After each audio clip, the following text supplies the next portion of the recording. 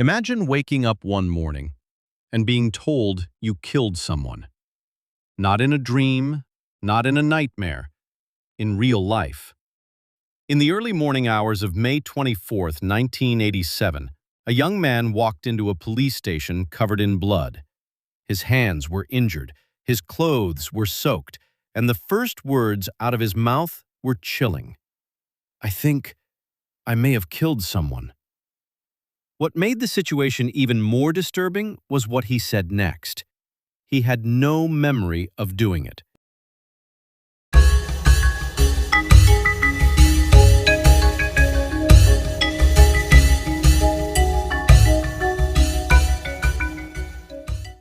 This is the strange and unsettling case of Kenneth Parks, the man who claimed he committed murder while sleepwalking. And somehow, the court believed him. Kenneth Parks was just 23 years old at the time. He lived in Toronto with his wife and their young daughter. On the surface, his life looked normal.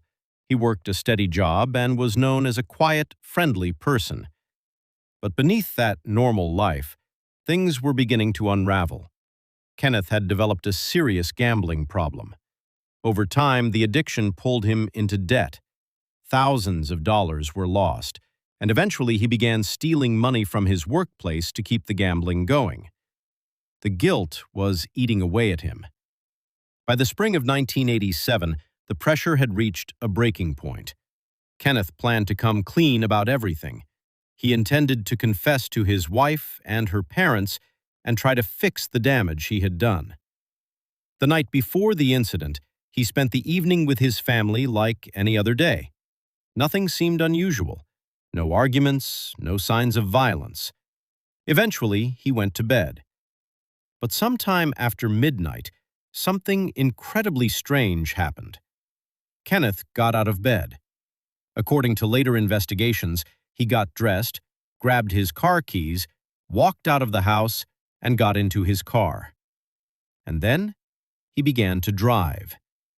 For the next several minutes, Kenneth Parks drove roughly 14 miles through the dark streets toward the home of his wife's parents in the nearby town of Scarborough. Investigators would later say that the drive required turns, traffic awareness, and navigation through quiet residential roads. Yet Kenneth would later claim he had been asleep the entire time. When he arrived at the house, he entered through the front door. Inside were his mother-in-law, Barbara Ann Woods, and his father-in-law, Dennis Woods. What happened next was sudden and brutal. Kenneth attacked them.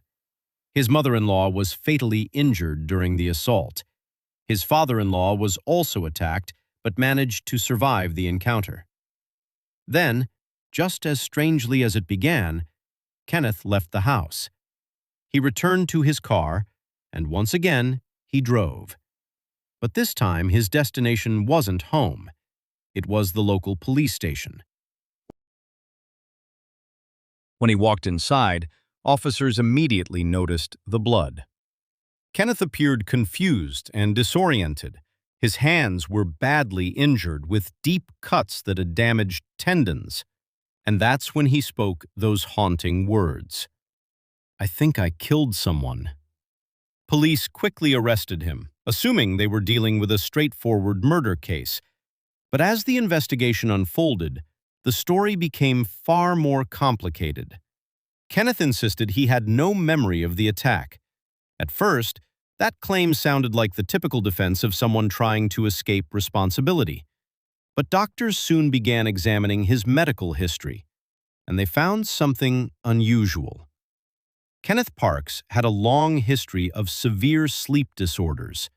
Family members reported that he had been sleepwalking since childhood.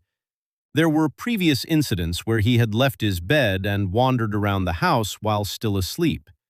Sleep specialists were brought in to study him. During testing, they observed abnormal patterns in his brain activity during sleep.